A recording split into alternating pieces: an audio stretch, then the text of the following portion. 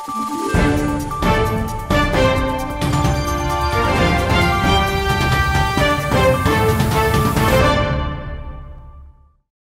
plitasidagi zangori olov. Bu tabiiy gaz. Uni qazib olish va aholi xonadonlariga yetkazib berish misli ko'rilmagan resurslarni sarflash evaziga amalga oshirilishidan xabaringiz bormi? Bu ishlarning ortida juda ko'plab mutaxassislarning mehnati ham yotadi. Bugungi kunda aholiga qulaylik yaratish maqsadida energiya tejamkor vositalardan foydalanishni yo'lga qo'yish ishlari olib borilmoqda. Buning ortida esa faqatgina gaz emas, ta'kidlaganimizdek, boshqa qimmatbaho resurslarni ham iqtisod qilishga erishilyapti. Xususan, Hudud gaz Farg'ona gaz ta'minoti filiali tarkibidagi Toshloq tumani gaz ta'minoti bo'limi mutaxassislari tomonidan tumandagi mahallalarda yuzma-yuz muloqotlar tashkil etilib, tejamkor gaz uskunalarining afzalliklari, energiya samaradorligi, xavfsizlik talablari va to'g'ri foydalanish bo'yicha aholiga tushuntirishlar berib borilyapti.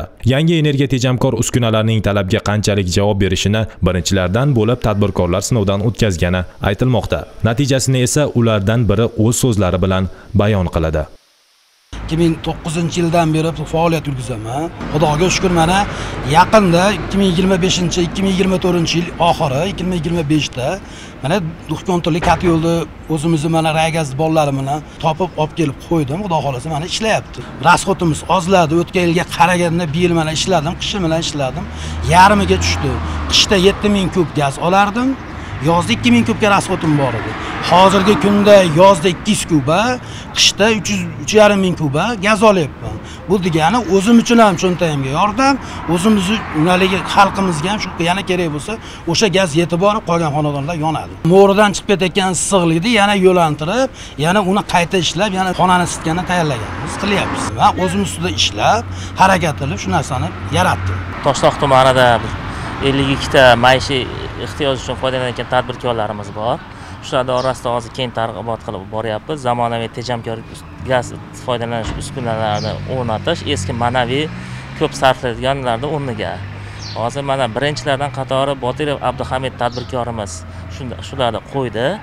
Oldingi yillarda bizda shunday bo'lardiki, bu inson bergan o'zi talabidan ham ortiqcha ovorardi gazni. Unda ustama haqini ham to'lashga majbur bo'lardi. Hozir bu 2 konturlik gaz uskunasi o'rnatib, undan yana chiqayotgan gazni yana shunaqa xususiyati borki, 80% yongandan keyin issiqlikni aytaylik o'sha uskuna o'ziga olib turib, boshqa suyuqlikka beradigan bo'lsa, 20% atmosferaga uchib ketardi.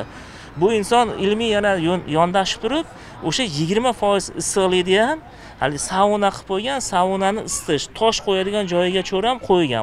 Hozir o'sha tosh qo'yadigan joylari ham qish kunida isitib turib, unga gaz sarflamayapti-da, xolos umumiy bitta kotelga qo'ygan gaz uskunasi bilan ham o'sha issiqlik beryapti. Bitta yondirgichda gaz yoqib turib, o'shandan chiqayotgan issiqlik energiyasini 3 ta yo'nalishga foydalanyapti.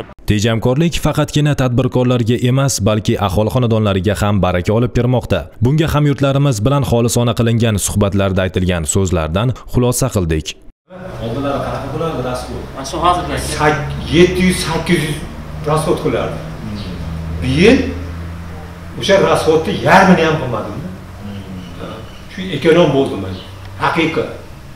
Men misoldan yolg'on gapirganim yo'q, bir nima qilganim yo'q. Haqiqat shu nimani yoqdim. Nimaga bitta pilida chiqdim. Boshqalarga albatta tavsiya qilaman. Mana ishonmasa, endi bu biri yolg'on deydi, biri rost deydi, bir har xil gap bo'ladi. Misoldan senga o'rgatdi deydi, yo o'rgatmadi deydi. To'g'risini gapiryapman. Men shu ekonomligi uchun shuni olib yoqdik. Bola chaqam bilan. Maza qilib qishdan chiqdik. Ekonom. Men pashta 500-600 yutdim men. Oldin salkam 1 million bo'lsa, hozir 400 ming, 500 mingga yetmadi. Birinchi maydan 1000 so'm bo'ldi. Oldin 650 so'mdan to'layotgan edik. Bunday hisob-kitob qilsam, shu ekonom qilishim hisobiga shu 1000 so'mlik nimani, shu yana 650 so'mdan to'layotgandaqa bo'layapti-da. O sal ekonomroq qilinyapti yana. Iqtisodiy tomondan cho'ntagimizga ancha foydasi tegyapti. Boshqalarga ham tavsiya beraman, qo'yinglar, men qo'shnilarga aytayapman, ko'pchilikka aytdim. Limitga yetib bormayapman dedim, o ishxonada sheriklarga ham aytdim, o'zim Farg'ona azotda ishlayman. Ular ham malades deyapti 470 kuba yoqqanimga. Toshloq tuman gaz ta'minoti bo'limi mutaxassislari tomonidan amalga oshirib borilayotgan ishlar tuman prokuraturasi tomonidan nazorat va tahlil qilinyapti. Natijada o'tgan davrlarda erishilgan ijobiy ko'rsatkichlarni yangilashga zamin hozirlanmoqda. O'zbekiston Respublikasi Prezidentining 01.04.2025-yildagi yoqilg'i energiya resurslaridan noqonuniy foydalanish, behuda sarflanishlarni oldini olish hamda energiya samaradorligini oshirish chora-tadbirlari to'g'risidagi PQ 133-sonli qaroriga asosan Toshloq tuman prokuraturasida yoqilg'i energetika bo'yicha shtab tashkil qilingan. Bugungi kunda qisqa muddatlar ichida mazkur shtab tomonidan bir qator ijobiy ishlar amalga oshirildi. Toshloq tumanida 2025-yilda tabiiy gaz iste'mol prognozi 81,5 million kub metr gaz qilib belgilab olingan. Iqtisod rejamiz esa 3,6 million kub metr gazdan iborat. Bugungi kun holatiga iqtisod rejamiz 54% ga bajarilishiga erishdik. Bundan tashqari Toshloq tumanida tabiiy gazlar bilan bog'liq noqonuniy holatlarni oldini olish bo'yicha ham kunlik reyd tadbirlarini tashkillashtirib kelmoqdamiz. 2025-yil boshidan bugungi kun holatigacha 50 ta holatda tabiiy gazlar bilan noqonuniy foydalanayotgan holatlar aniqlandi. Bunda 2 ta holatda qo'pol qonun buzilishi holatlari aniqlanib, jinoyat ishlari qo'zg'atildi. Hozirgi kunda tabiiy gaz bilan bog'liq 500 millionga yaqin zarar aniqlangan. Shundan 450 millioni tergov qadar tekshiruv va tergov harakatlari davomida undirilishi ta'minlandi. Davlat rahbarining PQ 133-sonli qaroriga asosan oldimizga tuman prokuraturasida shtab a'zolari tomonidan bir qator vazifalarni belgilab olganmiz.